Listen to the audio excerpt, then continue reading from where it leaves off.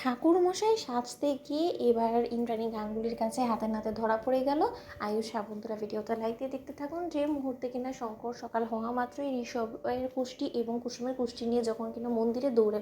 যায়, ঠিক সেই সময় সেই সুযোগটাকে কাজে লাগিয়ে আয়ুষ যখন কিনা ঈশানকে সঙ্গে করে নিয়ে সেই মন্দিরে ছুটে যায় এবং ঠাকুরমশাই ছদ্মবেশ ধারণ করে শঙ্করে চোখে ধুলো দেওয়ার জন্য যখন কিনা সেখানে বসে পড়ে, ঠিক সেই মুহূর্তে ইন্দ্রাণী গাঙ্গুলি আয়ুষের পেছন করতে করতে এক পর্যায়ে মন্দিরে পৌঁছে যাওয়া মাত্র যখন ইন্দ্রাণী গাঙ্গুলি বলতে থাকা যায়, আজ যদি আমি আয়ুষ কোনোভাবে এটা দেখতে পাই যে তুমি ঋষভ এবং কুসুমের বিয়েতে কোনো রকম কোনো ব্যাঘাত ঘটানোর চেষ্টা করার জন্য কুষ্টি নিয়ে কোনো রকম কোনো হেরফের করেছো, তাহলে আজ আর তোমার রক্ষে নিয়ে আজ তোমার কপালে অশেষ দুঃখ আছে, এই কথাটা তুমি মিলিয়ে নিও। ঠিক সেই সময় মীনাক্ষীকে সঙ্গে করে নিয়ে যখন কিনা মন্দিরে ইন্দ্রাণী গাঙ্গুলি এদিক ওদিক খোঁজ করতে থাকে আয়ুষের, এবং ড্রাইভার যখন কিনা বলতে থাকে যে আয়ুষ বাবাকে আমি এখানেই নামিয়ে দিয়ে গিয়েছি ম্যাডাম, ঠিক সেই সময় এই কথা বলা মাত্র ইন্দ্রাণী গাঙ্গুলি এক পর্যায়ে শঙ্করকে যখন কিনা দেখে যে কুসুম এবং ঋষভের কুষ্টি মেলাতে বসে পড়েছে, ঠিক সেই সময় কুসুম এবং ঋষভের কুষ্টি মিলিয়ে যখন কিনা আয়ুষ ঠাকুরমশাই ছদ্মবেশ ধারণ করে যখন কিনা বলতে থাকে যে এই বিয়েটা যদি হয় তাহলে তোর মেয়ের কপালে অশেষ দুঃখ আছে এবং সর্বনাশ হয়ে যাবে। ঋষভের কুষ্টির মধ্যে একটা ফাড়া আছে, যে ফাড়ার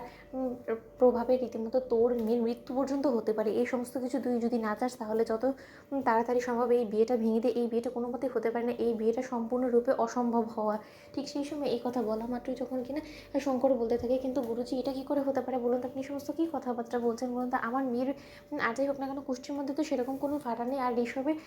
এই কুষ্টির মধ্যে কোনো রকম কোনো ফাড়া আছে বিয়ে নিয়ে, সেটা তো ওর বাবা মাকে বলেনি। ঠিক সেই সময় আয়ুষ যখন কিনা বলতে থাকে যে কোনো বাবা মা কি চাইবে তার সন্তান সম্পর্কে এরকম কথাবার্তা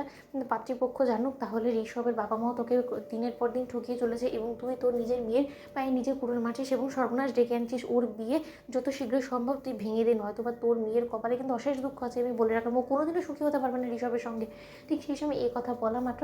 ইন্দ্রাণী গাঙ্গুলি যখন কিনা সেই ঠাকুরমশাইয়ের কথা শুনে এক পর্যায়ে সন্দেহ হয়, এবং ইন্দ্রাণী গাঙ্গুলি যখন বলতে থাকে যে তার ঠাকুরমশাই আর কী কী আপনার মনে হচ্ছে বলুন তো না, মানে কুসুমের বিপদ তো হতে পারে তার পাশাপাশি আয়ুষ্মান গাঙ্গুলিরও কি বিপদ হতে পারে বলুন তো। ঠিক সেই সময় এই কথা বলা মাত্র যখন কিনা গুরুজি বলতে থাকে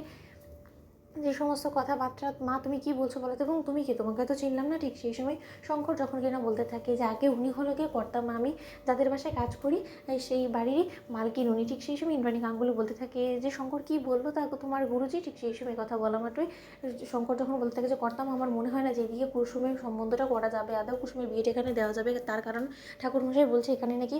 কুসুমের বিয়ে হলে কুসুমের সর্বনাশ হয়ে যাবে, কুসুম নাকি কোনোদিনও সুখী হতে পারবে না। ঠিক সেই সময় ইন্দ্রাণী গাঙ্গুলি বলতে থাকে যে আর আমি যদি বলি যে তুমি